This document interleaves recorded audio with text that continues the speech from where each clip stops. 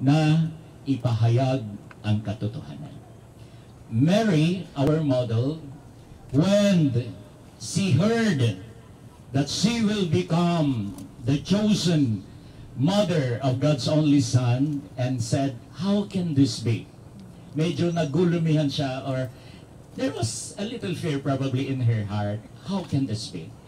But the angel assured her, do not be afraid. This is a work of God, not a work of man. This is so because by the power of the Holy Spirit. Kaya kabataan, palaging sinasabi sa atin ngayon, young people, do not fear, just believe. And your hashtag is be dauntless, or be not afraid, but just believe. Alam niyo mga kapatid, and you live it out loud. Alam niyo mga kapatid, there are two kinds of people in face of fear. Yung mga unang klase ng tao, kapag natatakot sila, sabi nila, they fear and they flee. Tatakbo agad sila. Pero ang pangalawang uri that is being invited sa ating lahat, lalo ng mga kabataan, if you are fearful, stand up, rise up, and face what you are afraid of. Ngayon siguro tatanungin ko nga, ano ba yung kinakatakutan ng mga kabataan ngayon?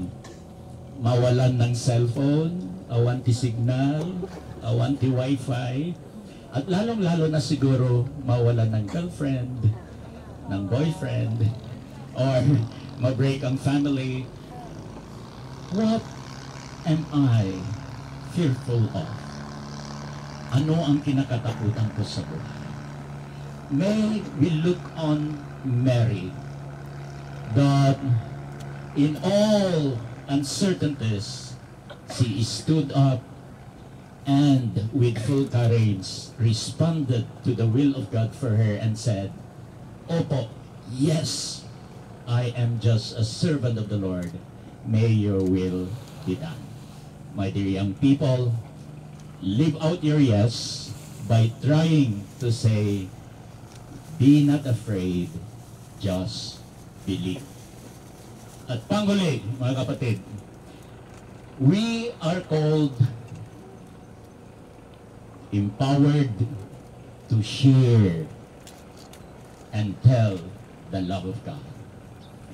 With these 3 years of preparation for the World Youth Day, our first theme was, especially in Zamboanga, the last National Youth Day, what are the great things that God has done for us?